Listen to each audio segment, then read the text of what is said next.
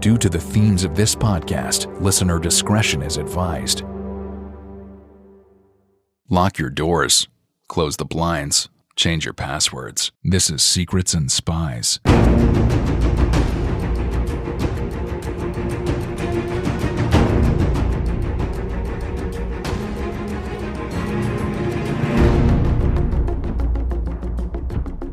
Secrets and Spies is a podcast that dives into the world of espionage, terrorism, geopolitics, and intrigue. This podcast is produced and hosted by Chris Carr. Hey everybody, it's Chris here. Happy New Year to you.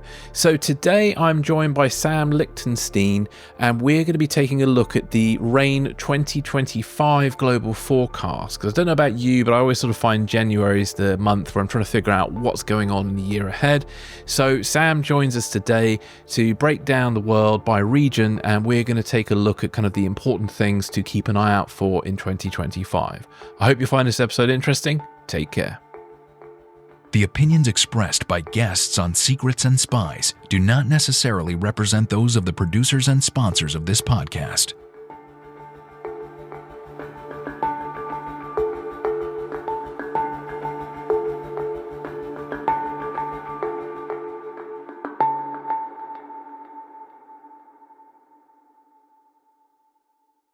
Sam, welcome back to the podcast. How are you? Really great to be here. I feel like we speak every year around this time, and it's pretty fun for me because it's a good opportunity to look at the team's hard work in forecasting for the next year. Yeah, fantastic. Well, for the benefit of new listeners, Sam, please could you just tell us a little bit about yourself and RANE and kind of what this sort of annual forecast is that they produce? Sure. So this is probably our best known product. It's certainly the hardest analytic thing that we do throughout the year. But Risk Assistance Network and Exchange, which is what RANE stands for, we're a US-based firm, but we have global coverage analysts across the globe, and we provide a huge array of different types of risk intelligence. We're talking primarily with you about our geopolitical and security forecasts, but we also do everything from business intelligence, cyber intelligence, et cetera. The way that our forecasting process works is a multiple stage process. And I should note, we do 3 quarterly updates. So, a lot of companies will do an annual forecast, which is great. But we offer 3 quarterlies because, inevitably stories come up that candidly no one foresaw. There are changes to our stories. We like to think that we do as good of the job as we can forecasting, and we call it forecasting, not predicting, because no one can ever predict. So we hold ourselves accountable throughout the year, and so if you invited me back on at another point, we could talk about some of these things that we're talking about today, and there very well may be new things. But the basic process is a multiple week-long thing. Our whole analytic team will get together, and we'll first start with just some general brainstorming. Our analysts are divided by region. And so we have our Africa team that will meet, our Europe team that will meet, et cetera, and they'll brainstorm. And then we do kind of a larger team brainstorm. We try to focus our forecasts on approximately 3 to 4, sometimes 5 main stories per region. Sometimes, they're focused on a single country. Sometimes they're focused on a wider region or sub-region of a different geography. Sometimes it's focused more on a theme or a topic. So looking at technology, crime, what have you. But we're always in the business of projecting forward. That is the definition of a forecast, but crucially explaining what it means. What is the so what answer? What's the impact that our readers and clients can take away? And so, we have kind of our own in-house forecasting methodology that we use on a day-to-day basis when we're writing, but it's even more important when you're trying to forecast a full year's worth of events. So our teams will put together their drafts. All the analysts will comment on each other. And then myself as one of the analytic directors and my co-director will do kind of a final review. And so now we hope, having input our forecasts and our editing team working on them now, that nothing changes in approximately the next 2 weeks before we publish on January 6th. Yes, fingers crossed for you there.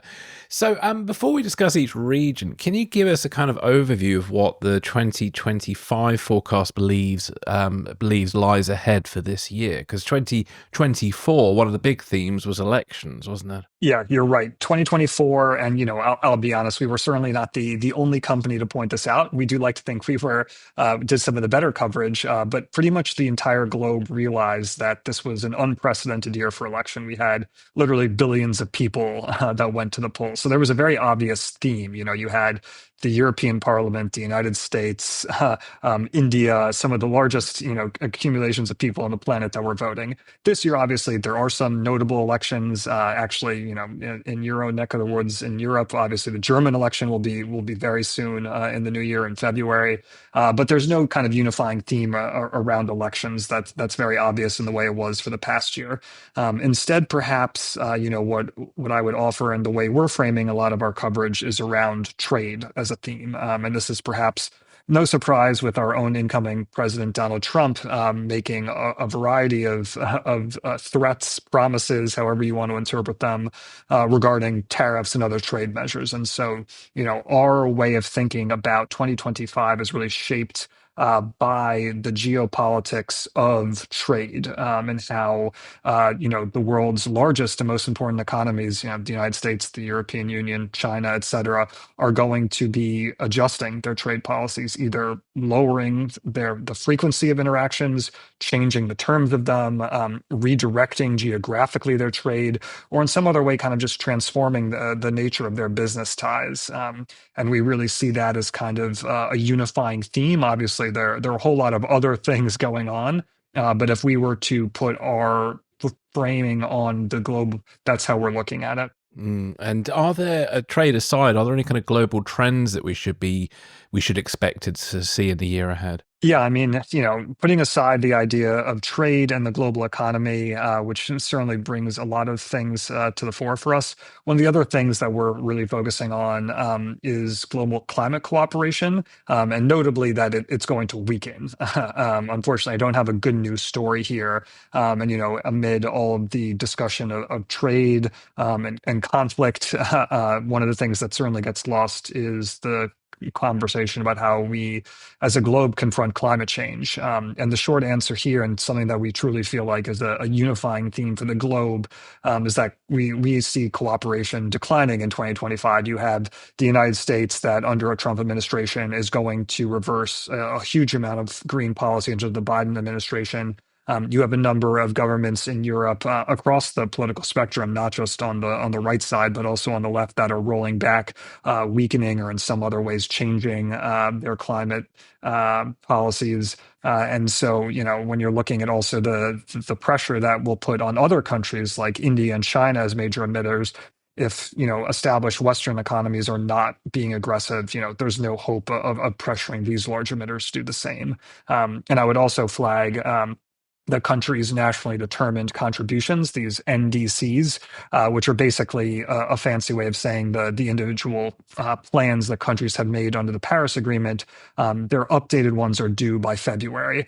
These are supposed to strengthen their commitments going forward, but we don't see these as gaining much traction. But if you're thinking of kind of a tangible way that we can see this weakening of climate change cooperation, this would be it. Yeah, and that doesn't bode well for the following years, does it? No, I've not at always had all. I've always had a concern about climate change because I think what we're going to potentially see in the future is more countries acting selfishly over resources, because I think this, cooperation is the key to sort of surviving climate change, and I fear that we're all about to sort of lose any progress on that front. And it sounds like this year coming is the year where all that's going to start happening. Yeah, listen, there's certainly positive things that are happening. I would frame it as the pace of positive change is not sufficient to keep up with the scale and the speed that it needs to happen. There are plenty of nice data points you can provide about the amount of funding, the amount of green energy that's rising as a percentage of total energy use, et cetera. But the short answer is that these things are not happening at the scale and at the speed that's necessary to address the most harmful impacts of climate change, as basically all scientists seem to agree. Yeah, and that's very unfortunate. Well, let's take a look at each region mentioned in the report. So, if you can kind of give us an overview of each of the key things, and obviously, if there's anything important to you that stands out of each region, just let me know. So, we'll start with Eurasia. What should we expect for 2025? Yeah, it's funny that we're starting in Eurasia because this is also where our forecast starts. And I suppose that it's not a coincidence. It's, of course, the war in Ukraine will continue to dominate the conversation. But what's distinctive about 2025 is that for the first time since February 2022, when Russia invaded, the likelihood for some sort of ceasefire talks is high. We do believe that there will be some sort of talks between Kyiv and Moscow, perhaps even directly between Washington and Moscow, and cutting out Kyiv in some respects, but some sort of discussions over how to de-escalate this conflict we do see as likely.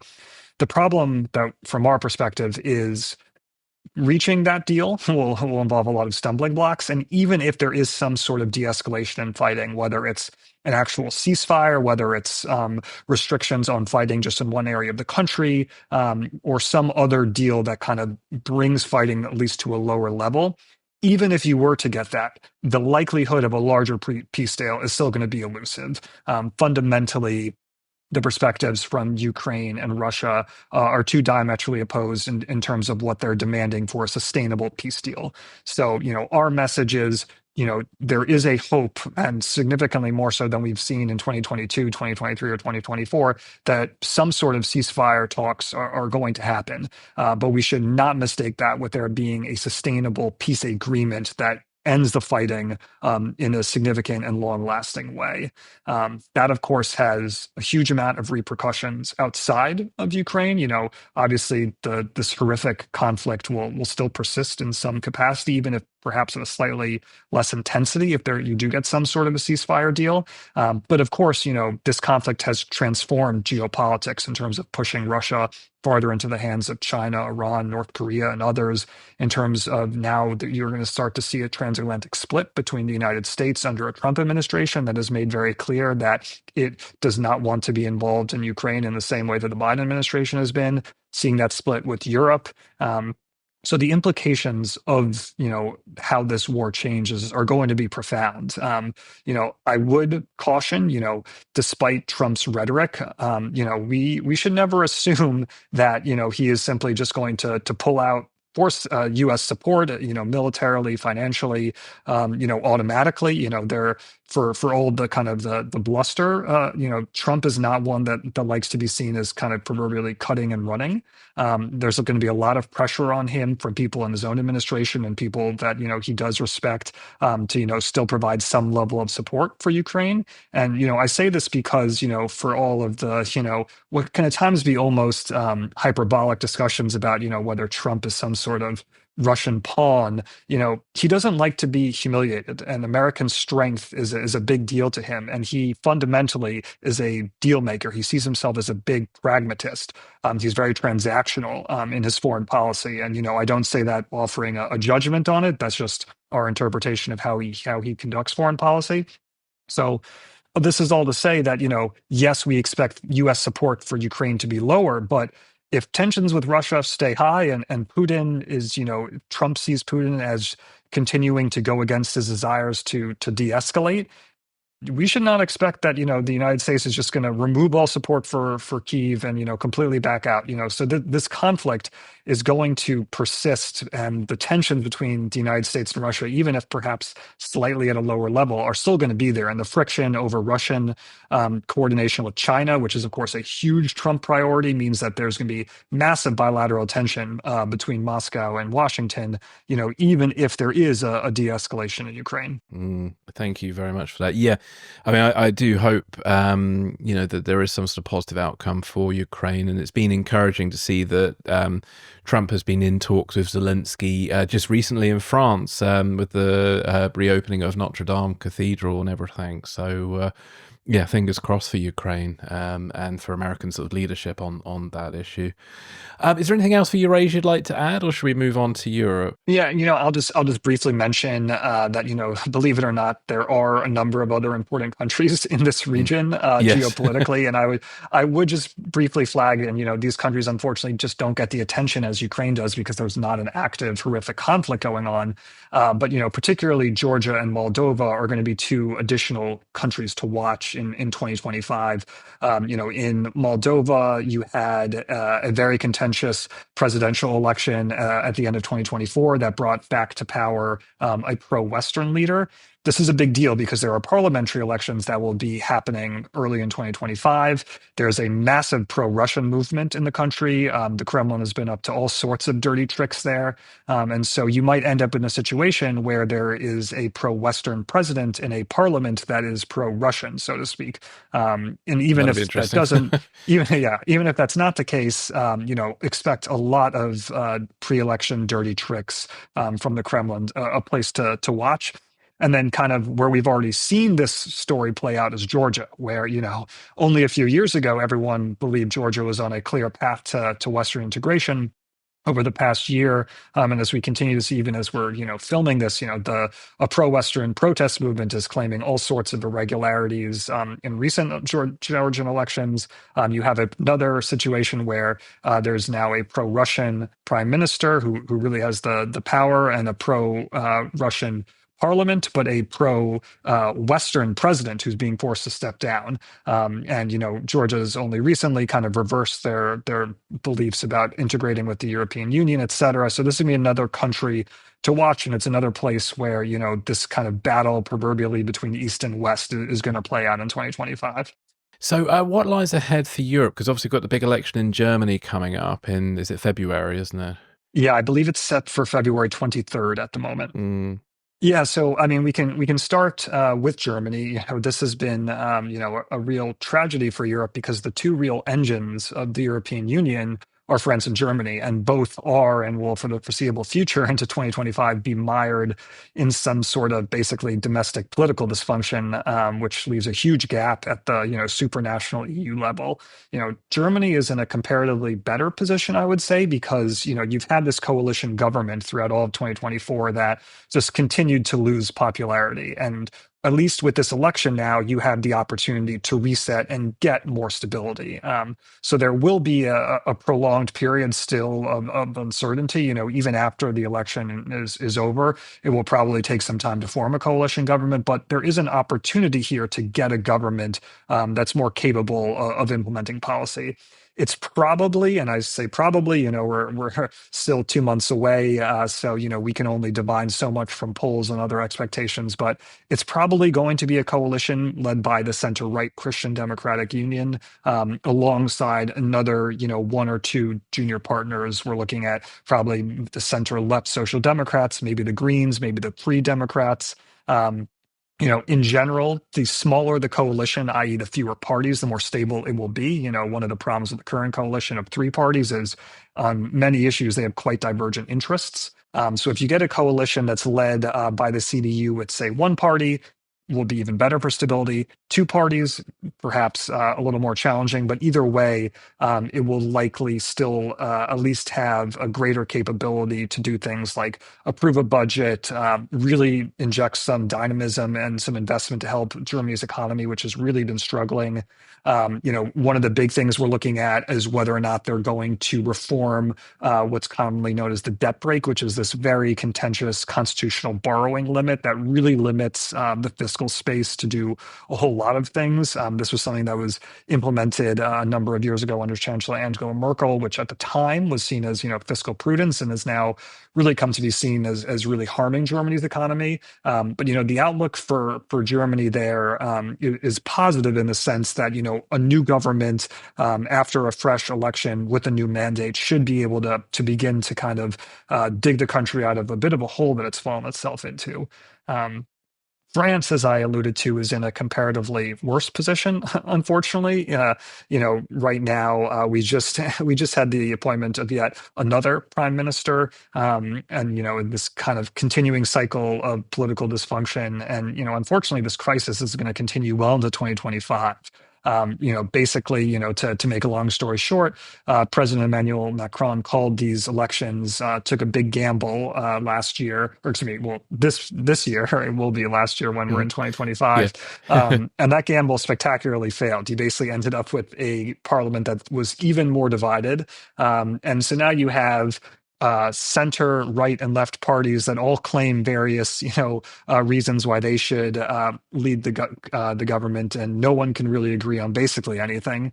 There we've already seen one prime minister who was just forced out of office. We've seen another one just come in. This deadlock will continue. They have been able to basically roll over their current budget into 2025, but at some point they're going to need to pass a new budget. That's another flashpoint to watch. And candidly, if nothing changes, there's an ability to call fresh elections yet again sometime in the summer. And so, there's no reason to expect that this volatility is going to ease before then. And candidly, you could end up with another election that basically just results in the same deadlock. So, really the two most important countries within the European Union to drive policy are going to be mired in, for at least, especially in France's case, still a prolonged period of dysfunction in 2025. The UK, I would say, is in a slightly more favorable position, at least internally. The Labour government has very clear hold on power.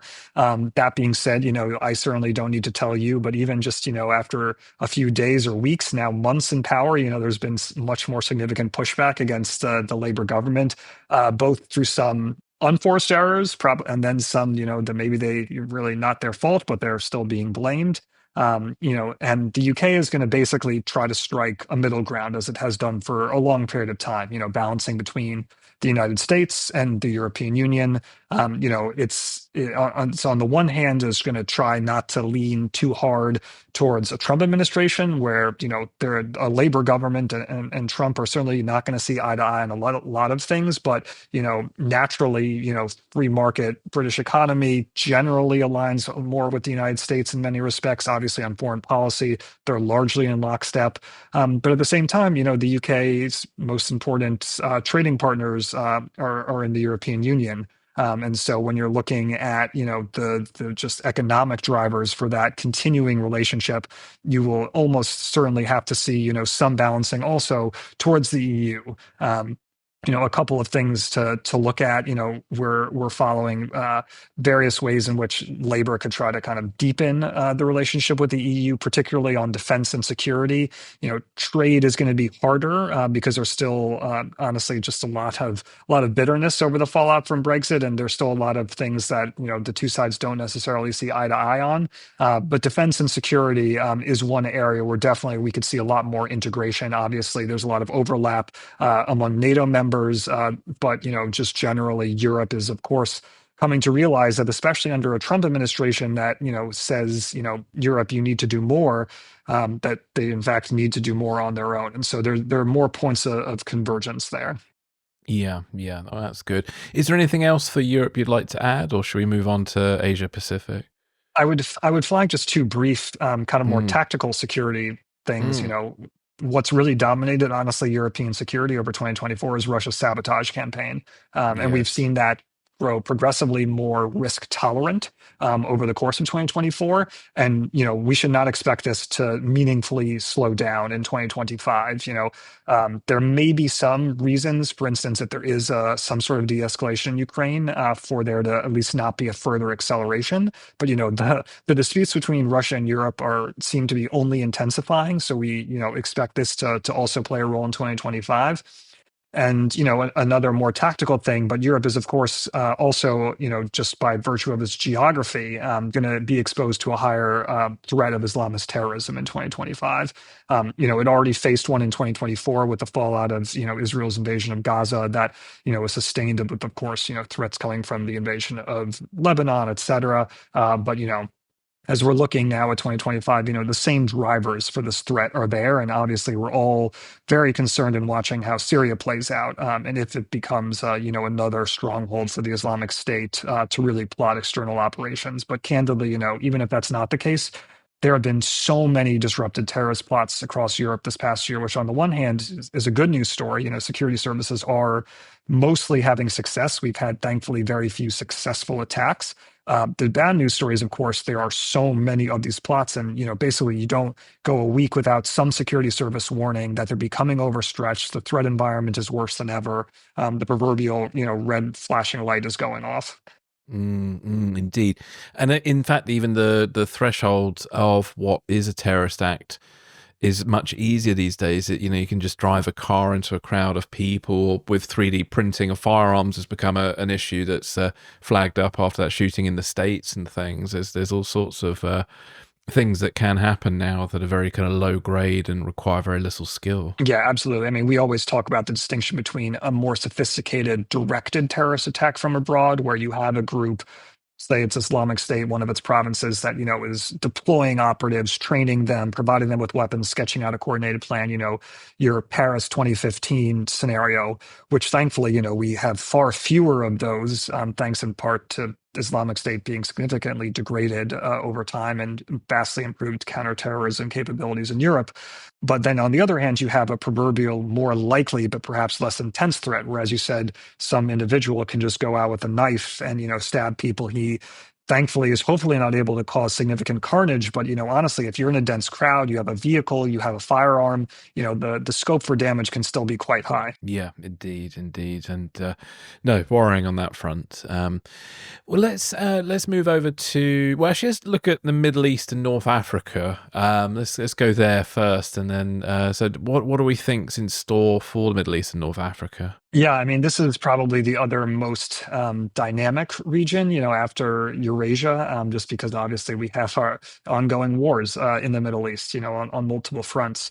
The 2024 was an exceptionally dynamic year in the region, and truly we're leaving the end of 2024 truly transformed compared to how we entered it. And so 2025 is going to be a highly fluid year, basically trying to figure out what this new norm looks like, so to speak. I would say in general that the intensity of conflict is going to be lower. We're ending the year with Iran and its proxies significantly on the back foot, retrenching. So, the signs for a de-escalation, in mostly speaking, are positive.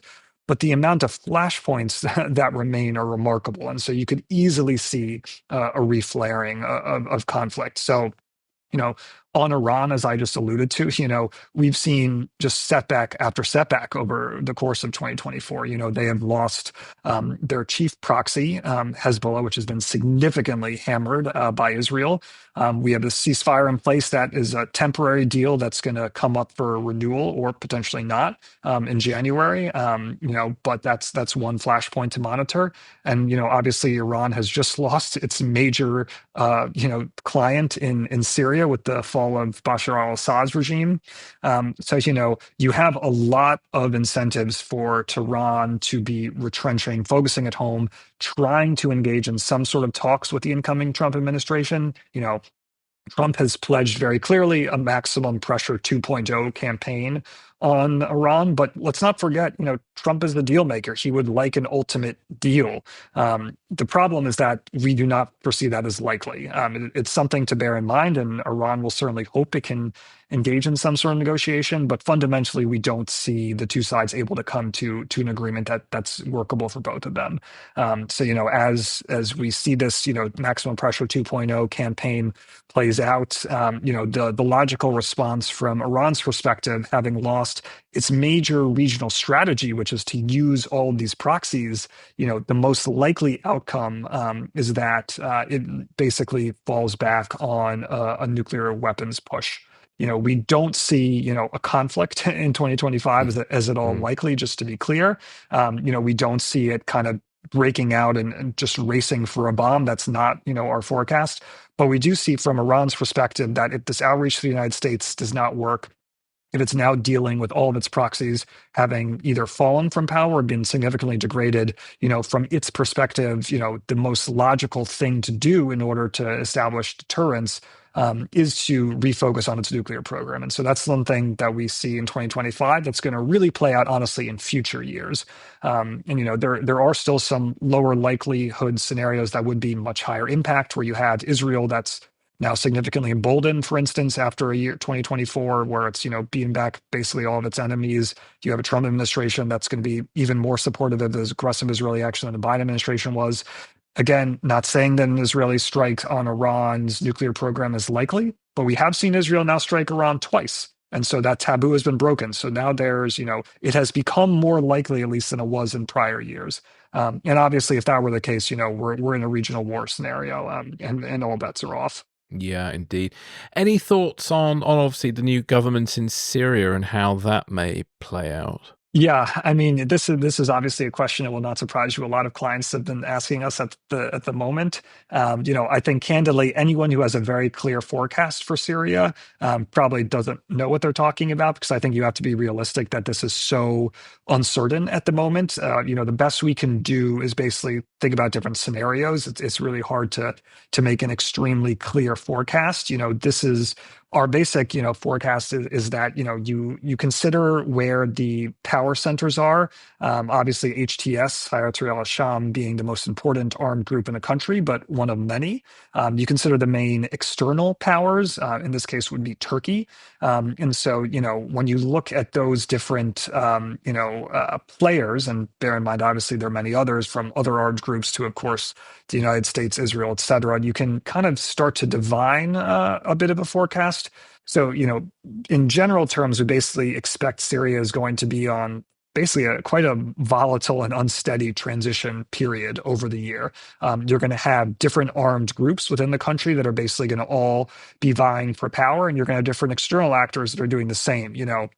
In the first few days after overthrowing Assad, and as we've seen thus far, there is a proverbial kind of kumbaya moment. We're extremely happy we've overthrown this common enemy. We're going to have proverbial good vibes and say all the right things. But at some point in 2025, all these armed groups are going to basically realize, okay, what are our interests? And sometimes they're going to be in alignment with others. Very often they're not, though. And they all come with their own unique desires, their unique areas where they hold greater influence. HTS, while it's the largest and most powerful group, it certainly does not control, all of Syria. You have significant portions that other groups control. And so, at some point in 2025, these disputes are going to come to a head. Now, whether they result in all-out, civil war 2.0 again, less certain, but certainly, we don't expect this to be a very clear, very, fully peaceful democratic transition. There are going to be a lot of bumps in the road. We've talked about potential elections. Elections can be a good thing in that they provide, a new government, but they can also actually just bring out the worst of everyone, because everyone feels like, okay, we need to use this as our time to take advantage. And of course, you then add in all the outside actors. Turkey and the United States, for instance, have very different feelings here. Turkey wants to, establish its influence, create a buffer zone, and go after the Kurds.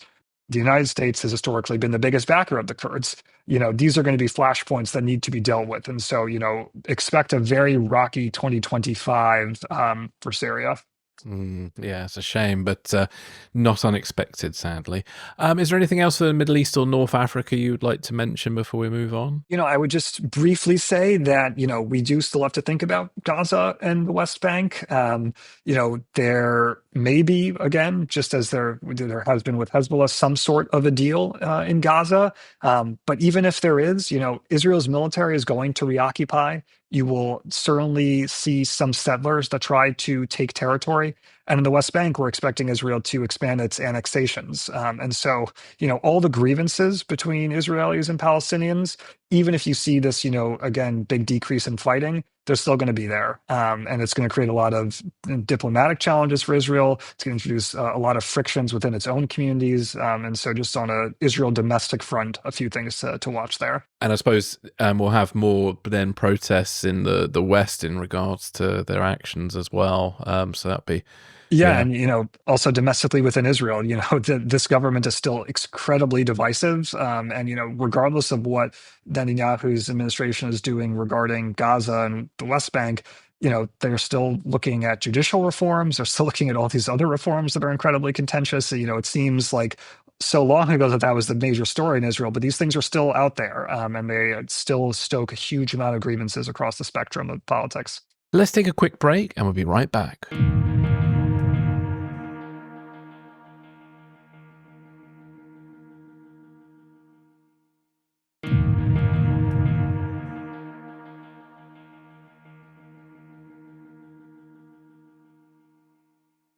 Let's move on to Asia Pacific, because this also could be quite an interesting area in the year ahead. Yeah, I mean, I certainly don't want to make this U.S. centric, but it's hard to escape the elephant in the room of the United States and China, really being the two largest economies that are tussling, to say the least. If we were looking, at Trump's threats of tariffs on the European Union against Canada and Mexico, but of all of them, we see the ones against China as being the most likely to happen. Now, the rate at which they will happen, the scope of them, the carve-outs that might happen, that's all up for debate. Trump has floated tons of numbers, so no one knows precisely where the level which they will be set, but we do believe that they will happen, and that will have huge implications for the world, because we're talking about the two largest economies here. And if, for instance, just in terms of thinking how other countries are affected, if you start to see Chinese goods being significantly tariffed entering the United States, that's going to push them elsewhere. For instance, towards the European Union, that will, not particularly like a lot of more Chinese goods flooding its markets, like it's already trying to put up walls to protect against EVs that are coming in. So, the way in which U.S.-China trade tensions play out has huge ramifications. One area within Asia that this is really important is, for instance, Southeast Asia. You have a lot of companies now that are moving out of China because they don't want China origin goods to be taxed or tariffed entering the United States. And so what countries proverbially win in Southeast Asia and South Asia as well, that could be benefits here. What countries are going to get even more scrutiny? The country besides Mexico that has now opened up the largest trade, or from the U.S. perspective, trade deficit is Vietnam. This is a big country to watch. So, you also have a lot of shifting U.S. Tariff policies that could ensnare a lot of other Asia Pacific countries. Beyond that, usually we think of Japanese and South Korean governments as being some of the most stable in the world, certainly compared to lots of other places in the region.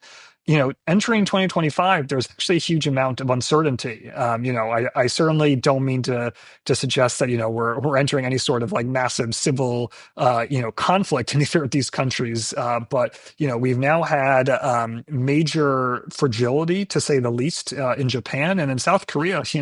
We've obviously even had an actual declaration of martial law, even if it were for only 6 hours, that kind of threw out all these norms we thought had existed in the past few years. And so, both of these countries are, of course, hugely important from, the United States and the Western perspectives, encountering China and North Korea and Russia. And now they're really going to be forced to be focused much more internally. In Japan, the ruling Liberal Democratic Party is likely going to lose its majority in the upper house of parliament. You may see Prime Minister Shiba again be another one who has to resign, which seems to be a recurring theme here. So, whatever happens, it's going to be challenging to policymaking. And even if you have, these individuals that the LDP that stays in power in the upper house, even if you have Shiba that still stays in power, they're really going to have a hard time getting much done, given just the way the seats in parliament are arranged. South Korea is in an even tougher position because obviously you have President Yoon Suk-yeol, who's now formally been impeached. We do expect that will be confirmed by the Constitutional Court at some point in the first few months of 2025. And assuming that's the case, you'll have a fresh presidential election. And the policy shift here would be notable because you have a very conservative Yoon who is likely going to be replaced by a very liberal opposition leader, and that matters because the policies would significantly change here. You would have less cooperation with the United States and Japan. You would have a more dovish approach to China and North Korea. And bear in mind, we still have thousands of U.S. troops that are stationed in South Korea. And so, what that does to relations with the Trump administration, one can only know, or one can only guess, excuse me, certainly not know. But we know in the first term that there were a huge amount of frictions between Seoul and Washington over, for instance, how much South Korea pays to support the U.S. troop presence there. So expect more of those things to emerge, especially if you get this more liberal presidency that really, I don't want to say completely changes, but certainly shifts the level of cooperation with the United States. And what do we think may happen with North Korea? Because they've had quite a sort of interesting 2024 with their relations with Russia and obviously sending troops to Ukraine. Yeah, this is another one where if anyone who actually knows what goes through Kim Jong-un's head, please reach out to me. I would love to know.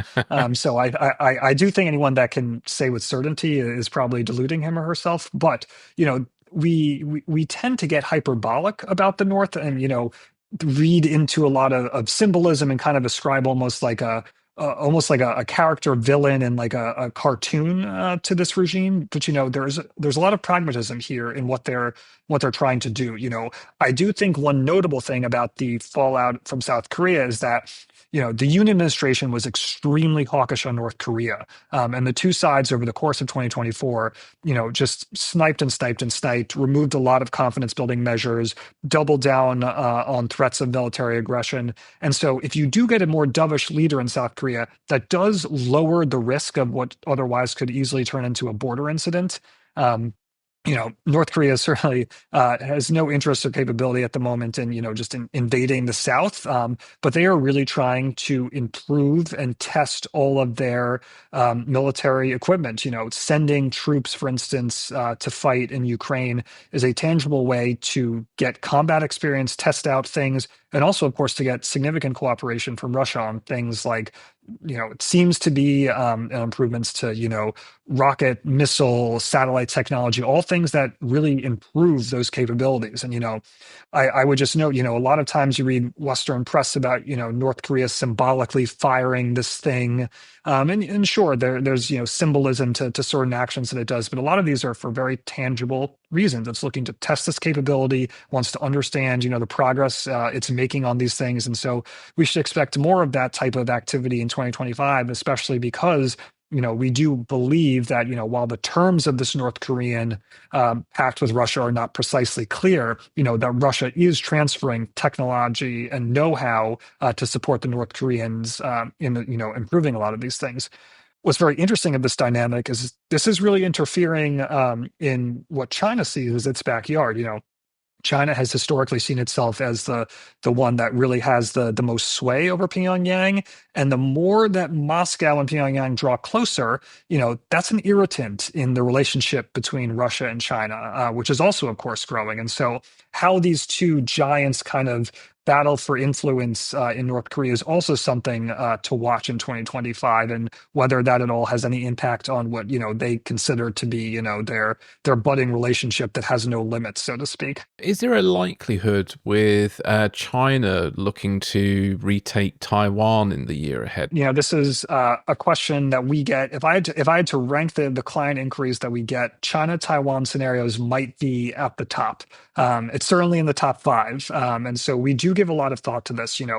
Bluntly speaking, no, we do not see any sort of a Chinese invasion of Taiwan in 2025 as at all likely. In fact, we don't see it likely in 2026 either. We can already get that out of the way for the next time we chat.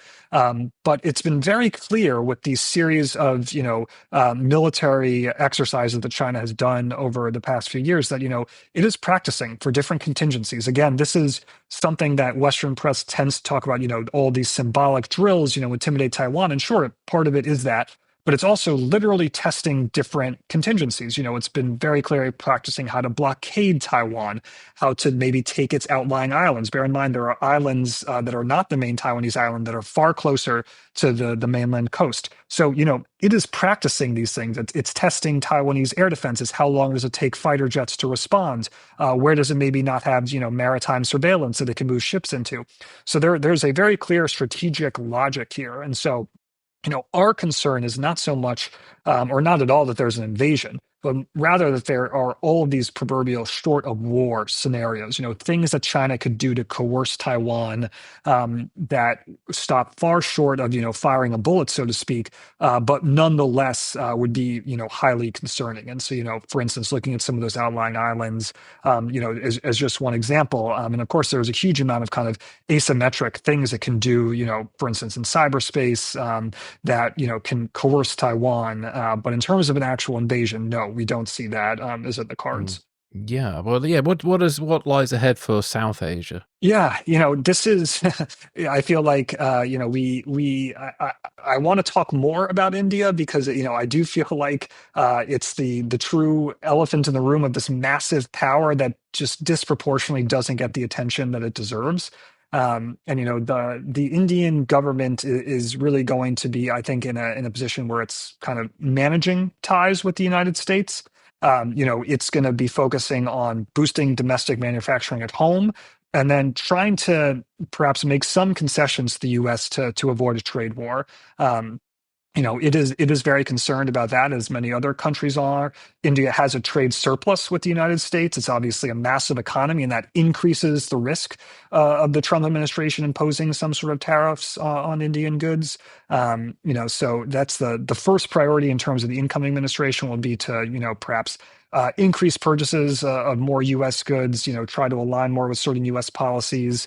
But India has its own interests that are divergent from the United States and the West in many respects. It's made this very clear over the course of the war in Ukraine, where it's still doing a lot of business with Russia. It's purchasing a whole lot of Russian oil at very favorable terms. And so, expect this kind of India first, so to speak, policy to persist. There may actually be some room for rapprochement with China in 2025, which would be notable. Obviously, Beijing and New Delhi are huge giants in the region and are regularly at odds. But, now that we have seen some progress to kind of de-escalate their border conflicts, we do see an opening now for some cooperation in other areas. We're not expecting New Delhi and Beijing to become, close, in very strategic respects anytime soon. But, I do think you'll see some things that point towards some sort of improvement in ties. For instance, like, reducing restrictions on trade and investment, perhaps even doing some sort of some sort of military confidence building measures between the two to kind of play on this reduction in border tensions. But again, you're still going to see this competition, but I think you will see some softening in that relationship. And is there anything else for South Asia you'd like to cover? I would just flag, Pakistan, in my opinion, is the country to watch in 2025. They've had many years now of unrest. Unfortunately, 2024 is ending with, again, just massive challenges from both like an Islamic extremism perspective. They just continue to have, cross-border attacks from Afghanistan, their own domestic extremists. They have a huge amount of Baloch liberation and nationalist group activity that's just wreaked havoc on their security, particularly, by the way, against, Chinese investments in the country. And then they had this massive, political problem dealing with the opposition party of now jailed former Prime Minister Imran Khan and his PTI party. I don't know precisely, if we're going to come to a truly a head like we saw in Bangladesh in 2024. I don't think that is the most likely scenario, but I do think that the level of violence and unrest that we're seeing in Pakistan is a concern. And obviously, not to be hyperbolic, but this is a nuclear armed nation, so you do always have to think, okay, this is an area where, you have to pay close attention. And if I were thinking about another country that is at risk of that kind of, unrest, Pakistan would be on the list, particularly because, it's basically trying to deal with the International Monetary Fund, like multiple other South Asian governments. And this, has the ability to right some of Pakistan's finances. The problem is that the more the government agrees to, the terms of these austerity measures and fiscal consolidation, the more that just frustrates the people because it means higher taxes, fewer subsidies, et cetera. And so that there's a real there's a real concern here that you have all of these deadly forces in the mix. And again, I'm not suggesting there's going to be some sort of Bangladeshi government overthrow scenario, but I do think if you were concerned about domestic unrest, Pakistan would be a country certainly in the region, and I would put it near the top of my list for the world to watch in 2025. Yeah, yeah, that's well. Thank you for that. Duly noted. Because I remember I think it was President Obama used to say the one country that always used to keep him up at night was Pakistan, and that was back in during his presidency. So yeah, it's a interesting place to keep an eye on. Let's move on to Sub-Saharan Africa, because that's again a very interesting area. I know last year we talked a bit about it, and are there any sort of developments you anticipate there that may be of concern? Yeah, one of the most underrated security stories of recent years is that Sub-Saharan Africa has become the center of global jihadism in terms of fatalities, attacks, influence. It has truly shifted from the Middle East to Sub-Saharan Africa. You have this epicenter in the Sahelian states of Burkina Faso, Mali, and Niger, but it's increasingly creeping over into coastal West Africa. Nigeria already was dealing with this problem, and it shows no sign of slowing down. We've seen no reason to believe that the strategies these now junta-led governments in these three Sahelian states, that they are having any success. There's no reason to believe they'll have any more success in 2025. And so this creeping advance of jihadism farther across the Sahel, deeper into coastal West Africa, is going to continue. This is something to really pay attention to, because while right now these groups still are focused locally, local groups tend to have, this problem where they eventually focus globally. And so, again, at some point in the coming years, this problem is going to affect the West in a more direct way. And so this is why, it's a concern for us. At a more strategic level, I do think that, from the U.S. and Western perspective, as sadly is often the case, Africa takes a backseat in foreign policy when you have, crises going on in Ukraine, the Middle East, China. At some point, there's only so much time you can devote to global problems, and Africa tragically often falls towards, if not at the bottom of the list. One thing I would note here is, China as a point of Western competition could re-spark some new interest from the United States and Europe in trying to confront Chinese influence on the continent. And so I do think that's a dynamic to watch. I would also just point out, we're going to be in the, South Africa, just as the Sub-Saharan African heavyweight here. That's going to be now in another year in which the African National Congress and Democratic Alliance are going to be in ruling as part of a coalition. This was, of course, when this happened in 24, extremely notable, because it was the first time since apartheid that the ANC was not able to rule on its own in the majority.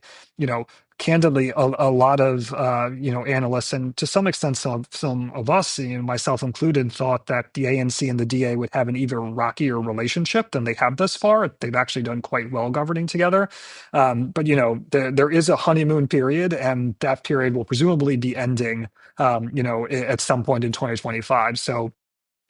We do foresee that there are likely to be more tensions between the two.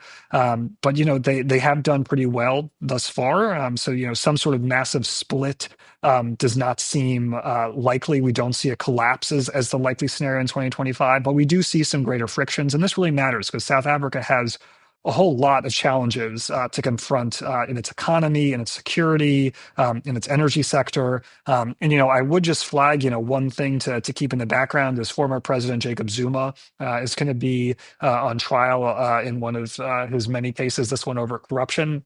You may recall in 2021 that unrest after legal allegations against him was like massively destructive to the country. We had like 300 people who died, billions of dollars in damage from violent unrest. And so this is a case to watch. We don't foresee the scale of that as likely being replicated. The South Africans have learned a lot of lessons for that episode, but it's very clear that especially when Zuma and his party are railing against this ANC-DA alliance in government, that cases against him are salient to a significant portion, or at least a significant minority portion of the population. And so this is something to watch from an unrest perspective as well. Yeah. So what? Well, let's talk about the Americas then. So what do you think's in store? Yeah, we have a lot going on in a lot of different parts of the Americas, which I think it's actually one of the Mm, more interesting parts of the world in 2025. I'll put the United States to the side for a second and just focus on Canada and Latin America. And I want to start with Canada because even though we, of course, usually think about the Americas as everything below the United States, Canada is there, and 2025 is going to be an important year for Canada. I don't often get to talk about Canada being a crucial country in a year, but in 2025 it will be, and that's because candidly, Chris, even as we're talking, I think the government, as Prime Minister Justin Trudeau is reforming itself, another shuffle of its cabinet, because he's been under incredible pressure. Now, new elections are due by October 2025, regardless. We do foresee it as likely that they will be called earlier. But no matter when they are called, the Liberal Party is almost certainly going to be trounced by the Conservatives. And so after a decade of Liberal rule, you will see a huge shift in policymaking in Canada when the Conservatives come back to power. You're going to see reversals of a lot of policies, but the one I would focus most on is environmental policy. Canada has implemented a big carbon tax that has really been contentious. And so a conservative government that reduces, let alone removes that, certainly will pull back on a lot of the climate commitments that the Trudeau government made. I mean, Canada actually is quite a large emitter, especially given itself as a major oil and gas producer. So these things significantly matter not only for Canadians, but really the globe. And so, I would first start just flagging Canada will be a country to watch in 2025 for sure. yeah, indeed. And what do we think will be happening in Latin America? Yeah, I mean, we have to start with Mexico, which is, of course, really facing the brunt of a lot of Trump's ire. We do believe that Trump's threatened tariffs against Mexico and Canada, certainly at high rates, are unlikely. And we do foresee them as particularly unlikely against Canada. I suppose if I were ranking, there would be perhaps slight more opportunity for tariffs to be implemented against Mexico, but even then, we think that this is more of a negotiating position and that there would just be too much blowback and resistance in the United States. Having said that, these are real threats, and Trump could easily start with a very low level and then ramp up from there. So Mexico is going to be having to deal with a lot of a lot of issues, to say the least. You also will be the first full year of the new government of President Claudia Sheinbaum. She is really in a tough position in a lot of respects. She is going to be overseeing the first elections of these new judiciary elections, which were, you may recall, this extremely contentious reform there. We're likely to see more labor reforms. And of course, she's going to be have to dealing with what's likely to be mass deportations from the United States that could cause some real shocks to Mexico's economy, let alone if these actual threatened tariffs come through. And, if I can just go beyond 2025 for a second, something to really that's going to be driving 2025 and won't come to a head until 2026 is that we're going to have the renegotiation of the USMCA agreement, the US-Mexico-Canada free trade deal that Trump instituted in his first term that replaced NAFTA, the North American Free Trade Agreement. So that comes up for renewal in 2026. So a lot of 2025 is going to be about the talks over how to reform that, how to ensure that it lives on. We foresee these negotiations as being very contentious, and so the government in Mexico is going to have plenty on its plate. Is there anything you foresee for like Venezuela? Because there have been some interesting sort of movements over this year over there. Yeah, unfortunately, I don't have any good news story there. President Maduro, is clearly in power. The Trump administration, especially under Marco Rubio as Secretary of State, is someone who has frequently criticized leftist governments. Trump has certainly did the same in his first term, and so relations between the U.S. And Venezuela are likely to be rocky, to say the least. having said that, I would go back to what I mentioned at some point earlier, that Trump is a deal maker and he's a pragmatist. And as much as he may ideologically dislike the Maduro government, and while, the most likely outcome is for a contentious relationship between Washington and Caracas, Venezuela is also, for instance, a major sender of migrants to the United States. Something like a third of Venezuelans have left the country, which is a startling figure, like 6 million people in the past few years, due to just, the complete economic collapse and insecurity there. So if there is a deal perhaps to be made where Venezuela, takes back, some people in exchange for some sort of softening, perhaps of U.S. sanctions or more engagement, I do think that's a possibility. I do think, though, that, before we get to that, if we ever do, this is going to be a contentious relationship. And one of the other major things to flag is, the emergence of Tren de Aragua, this Venezuelan criminal group that has really spread its tentacles across Latin America and is increasingly coming into the United States.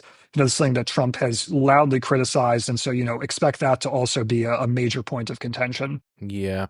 And is there anything you'd like to add for the United States? Because obviously we've got an incoming Trump administration, and so possibly very interesting times ahead. Yeah, I mean, take your pick on what to go with here, but there's going to be a massive shock to U.S. policymaking. A whole host of issues that the Biden administration has championed are going to be completely reversed, and a whole host of things that they didn't do, the Trump administration will pursue. So things that matter for other parts of the world in particular. I would first put out environmental policy. Is going to be a huge shift. You're likely to see the Trump administration again pull out of the Paris Accord, again roll back different climate targets. Scale up oil and gas exploration as much as it can. Even though Trump has railed against, what's improperly termed the Inflation Reduction Act, even if he's unlikely to completely roll that back, because, this actually has done a huge amount of benefit for Republican districts in particular. Things like minimizing the tax credit for electric vehicles is likely. So on environmental policy, huge shifts. Obviously, immigration, we already spoke about. And of course, there's a huge amount of foreign policy, that's going to change, aside from what happens to inside the country. We've already spoken about some of these shifts, but you have to consider more hawkish policy against Iran, more hawkish policy against China, which is one of the few bipartisan issues it seems in the United States, growing contentious relationship with Europe. So there are a whole host of different foreign policy issues here, some of which we've touched on already to consider. Well, thank you very much for all that. We've pretty much covered the world. Is there anything else you'd like to add before we wrap up today? I mean, I could go on for another hour, Chris, but I don't think you or your listeners want me to do that, so I'll leave it there. Okay, well, thank you so much for all your time on the show, Sam. So where can listeners sort of find out more about you, and where can they get a copy of the global forecast? Yeah, the best place to go is ranenetwork.com, RANE network.com. We'll be publishing our forecasts on January 6th. And, for anyone that's interested in the different services we can provide, please feel free to go there, and hopefully we can help. Fantastic. Well, thank you again for joining me today, and Happy New Year to you. Thanks, Chris. You as well.